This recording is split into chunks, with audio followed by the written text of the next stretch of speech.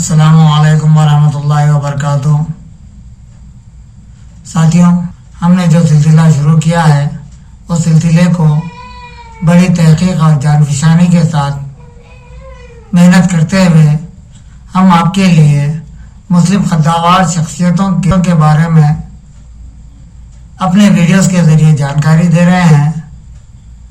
आपकी मोहब्बतें हमें मिल रही हैं। आज हम आपके लिए एक और वीडियो अब्दुल रज़्ज़ाक़ गुरना, जिस वक्त ये वीडियो देख रहे होंगे उसी वक्त डॉक्टर अब्दुल रज़्ज़ाक़ गुरना को अदब का नोबेल इनाम दिया जा रहा होगा या दिया जा चुका होगा। आइए उनकी जिंदगी के बारे में हम जानेंगे।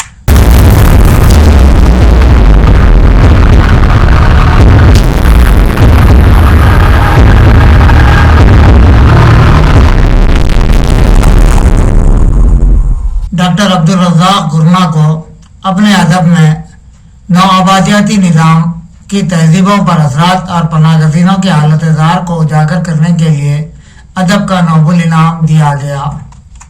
अदब का नोबेल इनाम हासिल करने वाले ये तीसरे मुसलमान हैं। इनसे पहले दो मुसलमानों ने नोबेल इनाम हासिल किए थे। नजीब महफूज, जिन्हें 1988 का नोबेल इनाम दिया गया था। इसी तरीके से ओरहान बामुक, जिन्हें 2006 का नोबेल इनाम दिया गया। आइए हम जानेंगे अब्दुल रज़्ज़ाक़ गुरना के बारे में। डॉक्टर अब्दुल रज़्ज़ाक़ गुरना 20 दिसंबर 1948 खलीज हिंद के जजीरे जंजीबार मौजूदा तंजानिया में पैदा हुए। इनकी पैदाइश के वक्त जंजीबार जजीरा हुकूमत बरतानिया के ज़ेर तसल्लुत था, जो कि 9 दिसंबर 1961 को मराकशी हुकूमत के ज़ेर तसल्लुत आ गया, जिसके बाद 26 दिसंबर 1964 को मुल्क तंजानिया के तहत कर दिया गया। क्योंकि मराकश पर अरबों की हुकूमत थी, जिसकी बिना पर अरब और अफ्रीकी अवाम के दरमियान झड़पें शुरू हो गई। अब्दुल रज़्ज़ाक़ गुरना का खानदान भी मराकशी हुकूमत का मुखालिफ था और अपना मुल्क चाहने वालों में से था, जिसकी बिना पर हुकूमत वक्त ने इनके खानदान का घेरा तंग करना शुरू कर दिया। डॉक्टर अब्दुल रज़्ज़ाक़ गुरना 18 साल की उम्र में अपना मुल्क छोड़कर बरतानिया में बहैसियत पनाहगज़ी दाखिल हुए, जहां इन्हें बेपनाह मुसीबतों का सामना करना पड़ा।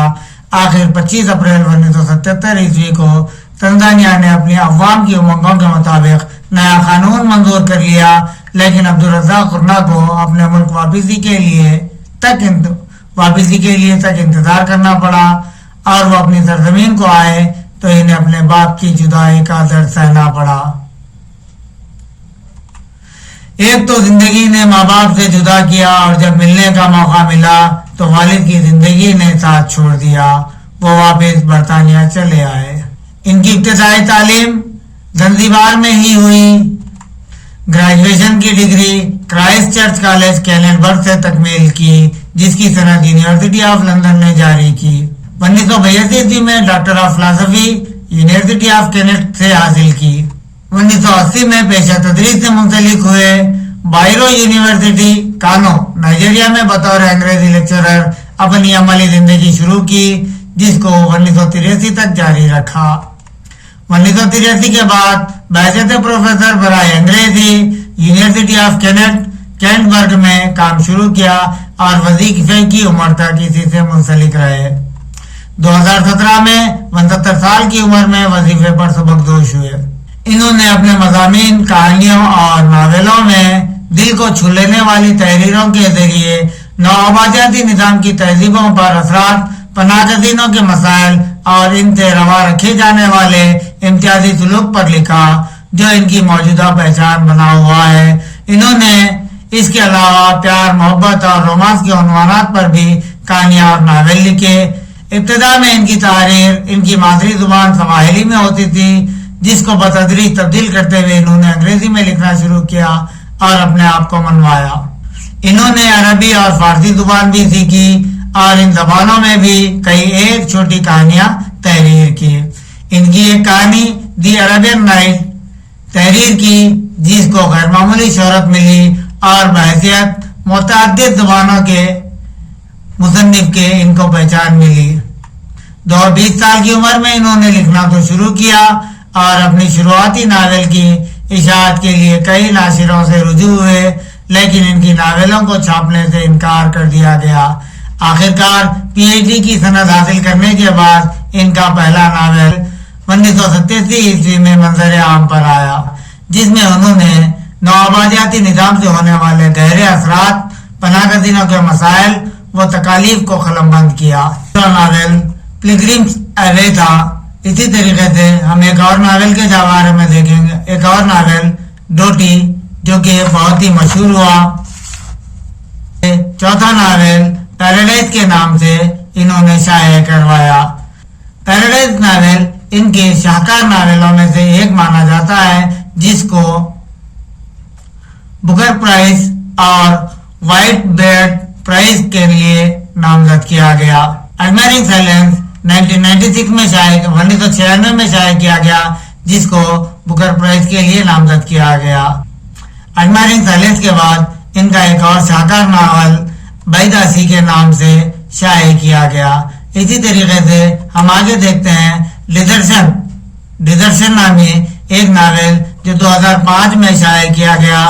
ناول میں انہوں نے پیار، محبت اور رومانس کے عنوانات پر تحریر کیا، جس کو 2006 میں کامن ویلتھ وٹنس پرائز کے لیے نامزد کیا گیا، اور اسی سال انہیں رائل سوسائٹی آف لٹریچر کی رکنیت بھی دی گئی۔ 2011 میں ایک اور ناول منظر عام پر آیا، جس کا نام دا لاسٹ گفٹ تھا۔